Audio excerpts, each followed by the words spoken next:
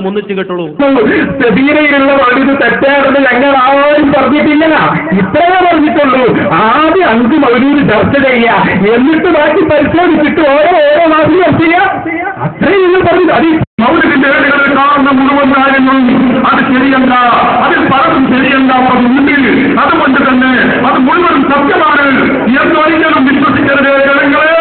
ഞങ്ങൾ പലപ്പോഴും പറഞ്ഞിട്ടുണ്ട്, ഇവിടെ ഒന്നുകൂടി പറയുന്നു, ആരും അതിന് സംശയിക്കണ്ട. പറയുന്നു സെബീരയിലുള്ള വലുത് തെറ്റാണെന്ന് ഞങ്ങൾ ആരും പറഞ്ഞിട്ടില്ല. ഇത്രയേ പറഞ്ഞിട്ടുള്ളൂ.